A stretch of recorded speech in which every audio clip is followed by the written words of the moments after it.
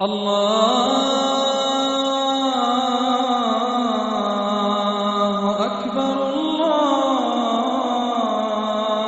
أكبر الله أكبر الله أكبر. الحمد لله وكفى والصلاة والسلام على من لا نبي بعده أما بعد فأعوذ بالله من الشيطان الرجيم بسم الله الرحمن الرحيم والضحى والليل إذا سجى ما ودعك ربك وما قلى وللآخرة خير لك من الأولى وَلَسَوْفَ يُعْطِيكَ رَبُّكَ فَتَرْضَى صدق اللہ مولانا العظیم. معزز سامعین و ناظرین، سورہ ضحیٰ مکی صورت ہے اور اس صورت کے اندر 11 آیات ہیں. ترتیبی اعتبار سے اس صورت کا نمبر 93 ہے اور نزولی اعتبار سے اس صورت کا نمبر 11 ہے.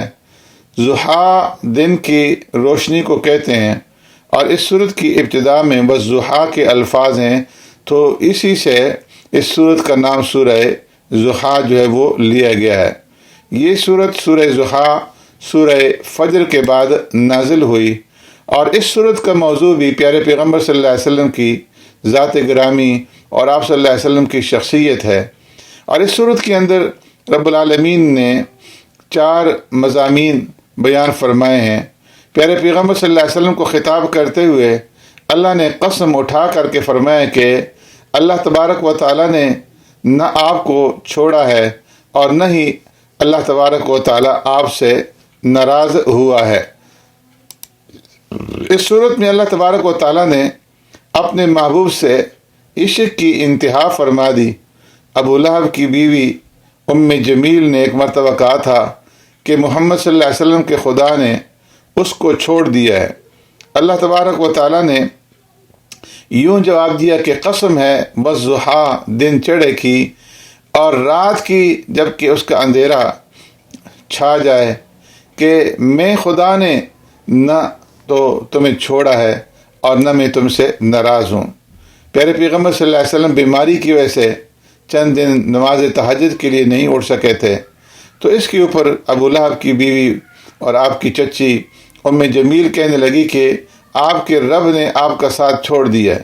تو اللہ تبارک و تعالیٰ نے یہاں پر اس صورت کے اندر قسم اٹھا کر کے فرمایا کہ جس طرح دن کے ساتھ اجالا ایک حقیقت ہے جو دن سے جدا نہیں ہو سکتا، اور رات کے ساتھ اندھیری اور تاریکی جو ہے یہ ایک حقیقت ہے جو رات سے علیحدہ اور جدا نہیں ہو سکتی، اسی طرح یہ بھی ناقابل تردید حقیقت ہے کہ ما ودعک ربک وما قلی، کہ آپ کے رب نے نہ آپ کو چھوڑا اور نہ ہی آپ کا رب آپ سے بیزار ہوا. فرمایا آپ کے مخالفین اگر حسد اور دشمنی کی بنا پر ایسی باتیں کرتے ہیں تو قطعاً جھوٹ بولتے ہیں. اس صورت میں پیارے پیغمبر صلی اللہ علیہ وسلم کو 2 بشارتیں سنائی گئی. وَلَلْآخِرَةُ خَيْرٌ لَكَ مِنَ الْأُولَى، پہلے یہ کہ آپ کا مستقبل آپ کے حال سے موجود اور بہتر ہوگا، یا یہ کہ آپ کی آخرت دنیا سے بہتر ہوگی، اور یہ کہ اللہ آپ کو دنیا اور آخرت میں اتنا عطا فرمائے گا وَلَسَوْفَ يُعْطِيكَ رَبُّكَ فَتَرْضَى، کہ آپ صلی اللہ علیہ وسلم راضی ہو جائیں گے، خوش ہو جائیں گے. پھر اللہ تبارک و تعالیٰ نے اپنے 3 احسانات آپ صلی اللہ علیہ وسلم کو یاد دلائے ہیں. أَلَمْ يَجِدْكَ يَتِيمًا فَآوَى، کہ آپ یتیم تھے، ہم نے آپ کو ٹھکانہ دیا.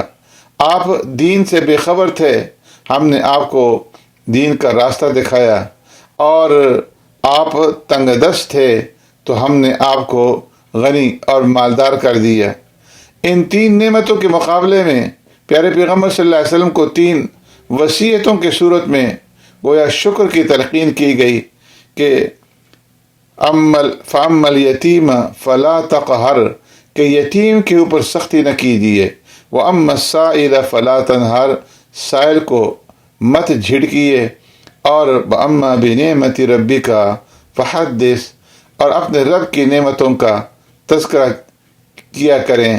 اللہ تبارک و تعالیٰ پیارے پیغمبر صلی اللہ علیہ وسلم کو جو ہدایات دی گئی ہیں ان کے اوپر ہمیں بھی عمل پیرا ہونے کی توفیق نصیب فرمائے۔ سبحانک اللہم و بحمدک نشہد ان لا الہ الا انت نستغفرک و نتوب الیک۔